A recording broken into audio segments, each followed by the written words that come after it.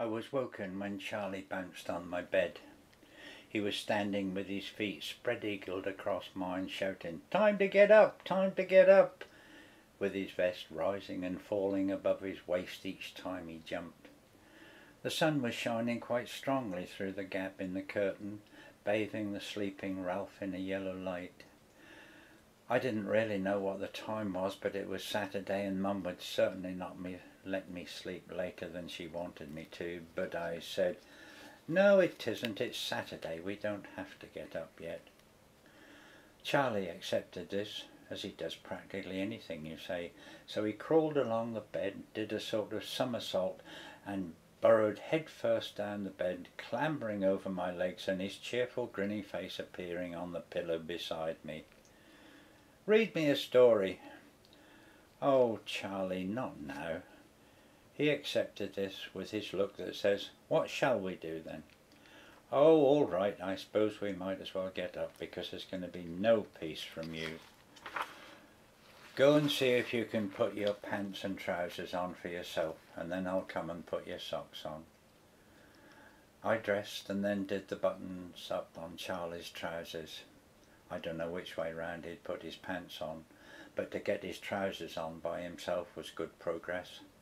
I fed his socks over his toes and had to put on a stern face when he spread them out wide, making the task as difficult as possible. He grinned as he closed them and allowed me to feed them to his heel. "It's not funny. You can pull them up yourself, and if you don't behave I'll send you down to Mum another time and let her do it, and you won't like that." I wasn't too anxious to see Mum myself. Dad said that he'd told her that he'd won money on the dogs, but had he told her that he had given it to me? So when we entered the living room I didn't know what to expect. Charlie stood passively as she took his shirt from the airing rack and lowered it over his head. He automatically raised his arms for her to feed them into the sleeves, and then she tucked the shirt tails into his trousers with unaccustomed roughness that made Charlie say, "Ouch!" No word about what she and Dad had decided. I would have to get a decision before school on Monday, as the trip was on Wednesday. I was pouring the milk onto Charlie's porridge to cool it when Dad came down the stairs, still tucking his shirt into his trousers. He was always a bit grumpy on Saturdays. He asked where Ralph was and was told that he was still in bed. Dad went back up the stairs. Ralph came down looking half asleep and still trying to get a leg into his trousers. "It's not fair. I was going into town with Raymond today. Now Dad says I've got to go to the allotment with him." I didn't give him much sympathy. Serves him right. He always seems to be with his friend Raymond and gets away with not helping around the house far too often. I too would have liked to go to town and look at the shops, but Mum declared that I was to help her with the washing today. I never seem to be able to get away with it, so why should he? Anyway, today I didn't try. Surely she would say something today. Mum filled the buckets from the tap over the sink, poured them into the copper and lit the gas. My job was to take all the clothes and scrub them on the washboard with the large block of Sunlight soap. "Make sure you do the inside of all the collars good, and you know where on the boys' underpants." I thought perhaps I'd rather be with Dad on the allotment. Mum, having finished peeling the potatoes and chopping up the cabbage for dinner, by the steam could be seen seeping around the wooden lid of the copper, and my hands were cold and raw. "Ain't you finished that yet, girl? Come out the way, let me do it. You go and see what Jane and Charlie are doing. See if you can get them to tear up some newspaper for the lavvy." I finished up doing most of it, but Jane got the idea of folding the sheets of paper into reasonable sized squares fairly quickly. Charlie just tore it up like confetti that I had to clear up and put on the fire. Dad and Ralph came home with a large bag of newly dug taties, balanced on the crossbar of Ralph's bike as Mum was dolly-pegging the boiling clothes in the copper. Dad dumped the potatoes down on the kitchen floor. "There you are, love, grown with my own hands and fit for a king." "Good. Well, get them out from under my feet and into the shed." "Where's Tom?" "He's out there in the shed chopping up some kindling wood, I hope." "Right, that's okay then, 'cause I got a couple of rabbits for him to gut and skin." "Where'd you get them then?" "Fred Walker gave them to me in exchange for a few cabbages. Said he and Walter took the dogs out last night. Do nice for tomorrow's dinner." "Aye, they will. I'll do some dumplings to go with them." Dad came in later with tomorrow's dinner and chopped them into quarters on the draining board. Tom was allowed to keep the skins that he knew he could sell to the rag and bone man when he next came down our street. Dad helped Mum lift the heavy wet sheets and clothes from the boiler and turned the handle of the heavy mangle for her. He let down the airing rack that is attached to the ceiling in the living room with two pulley wheels. Mum spread most of the clothes on it and Dad pulled it up for her. The water dripped from them onto the lino and Mum spread some newspaper to soak it up. The heat from the rain soon prevented any further drips as the clothes dried, and we had our dinner, all except Ralph, who disappeared to his friend Raymond. After dinner I told Mum I was going out. She didn't ask where. I wanted to see Henrietta to tell her that I had got the money and was almost certain that I could go on the trip, and ask her what she thought I should wear. I was tired from the morning's work, but a little excited at the thought of the trip, although still anxious that Mum wouldn't allow me to go. I walked down our road past a row of terraced, dull grey stone houses. Some children were playing snobs, some were playing cigarette cards, and others were just sitting on the doorsteps. Most of the people who live in the streets scrubbed their front doorstep.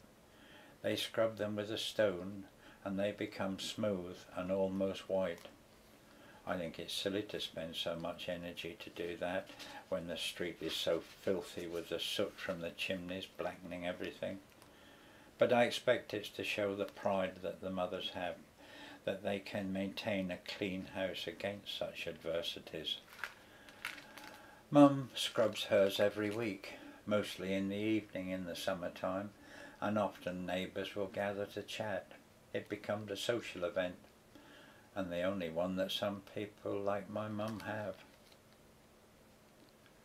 I crossed a small park at the end of the street to the estate of semi-detached houses where Henrietta lives. The houses are all identical, very solidly built of stone. Unlike ours, they have front gardens with a low wall separating the house from the pavement. I thought how nice it would be to have that, and not a window directly onto the street, as we did, through which everyone could peer. Mrs. Williamson came to the door after I had pressed the button of the highly polished doorbell. She was dressed in a clean linen jacket and shirt. She wore stockings that looked as though they were of fine silk, and she carried a white handbag that matched her white shoes. "Hello, Mrs. Williamson. Is Henrietta at home, please?" "No, Thelma, she isn't. She's gone to the pictures. I don't expect she'll be long now, but I can't ask you to come in and wait, as I'm just going out.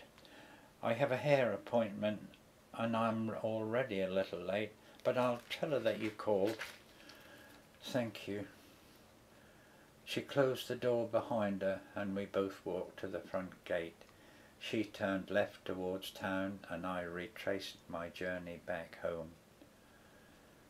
Everything seemed to be going wrong. Hairdressers indeed.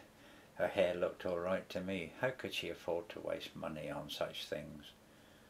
Henrietta at the pictures. Henrietta with a bedroom all to herself, and a front room that they called the lounge, where she could have friends in.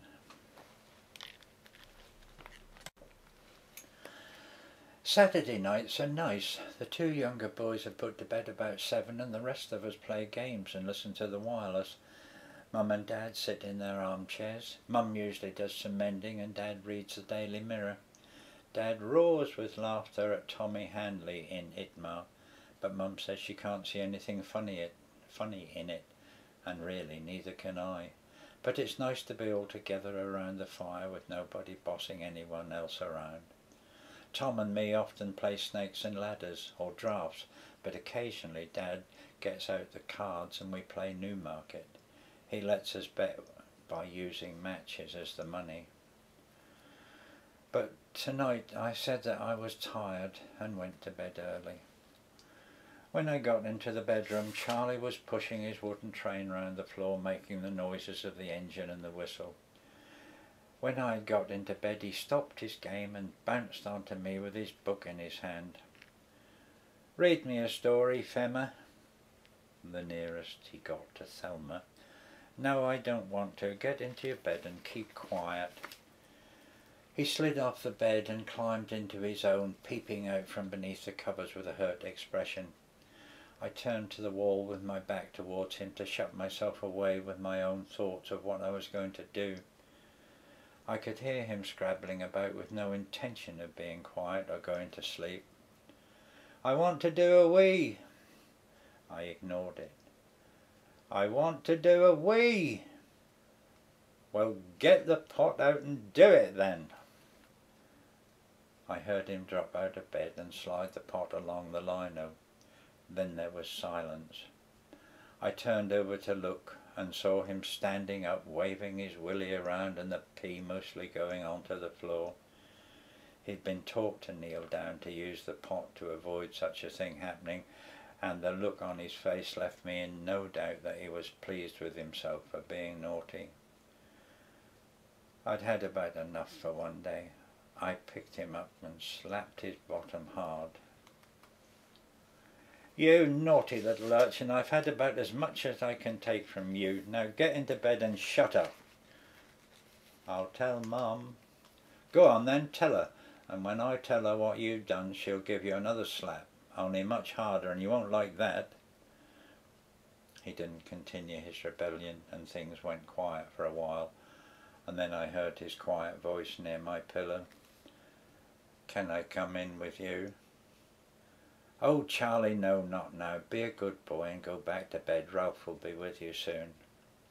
It had been an awful day and I was nowhere nearer to knowing whether I would be going on the outing. The whole thing had been going on since last Monday and I'd now reached the stage where I decided in my mind that I didn't care if I went or not.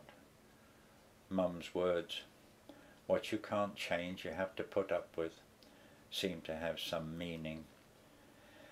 Anyway, Dad had given me the money, so I doubted if he would ask for it back, and perhaps Mum would let me buy some nice clothes and a new pair of shoes. I hadn't completely given up the idea of being allowed to go on the outing, but now I had this alternative, the situation didn't seem quite so bad. Henrietta would just have to find someone else to be with.